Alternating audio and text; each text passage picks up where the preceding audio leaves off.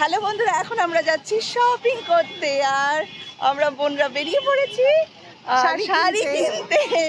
আর এই দেখো শান্তিনিকেতনে এসেছি আর এই আই লাভ বোলপুর দেখে একটু ফটো তুলে নিলাম আমরা সবাই মিলে দাঁড়িয়ে।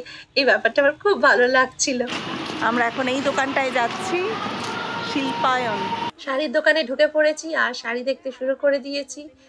এত শাড়ি দেখে বুঝেই উঠতে পারছি না যে কোনটা নেব আর কোনটা ছাড়বো। আর এত সুন্দর হাতের কাজ, মানে ভাবাই যায় না যে মানে এগুলো একটাও মেশিনে নয়, সবই হাতের কাজ।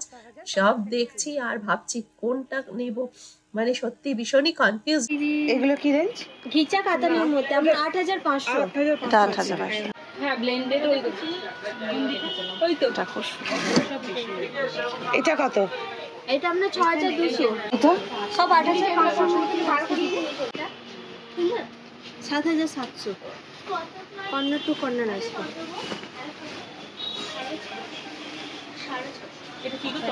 সাধারণ।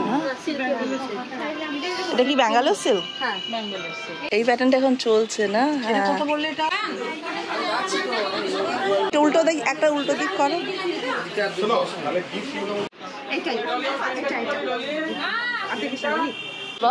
খুব সুন্দর আছে, সুন্দর এটাও।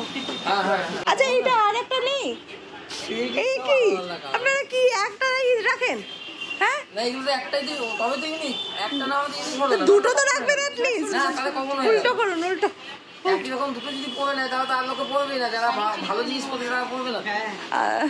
অনেক শাড়ি সরিয়ে রেখেছিলাম, তারপর বললাম আবার করে যে আমাকে খুলে খুলে প্রত্যেকটা ভালো করে দেখাও, কারণ এত কনফিউজড হয়ে যাচ্ছিলাম, মানে এত সুন্দর হাতের কাজ। তো তবে কিন্তু এতগুলো শাড়ি আমার নয়, একটা শাড়ি আমার আর বাকিগুলো আমি সবাইকে গিফট করব।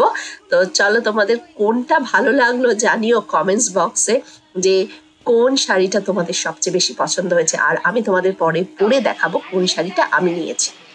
এই দুর্গাটা অসাধারণ, কিন্তু জানি না ব্যাগে এত বড় জিনিসটা নিয়ে যেতে পারবো কিনা।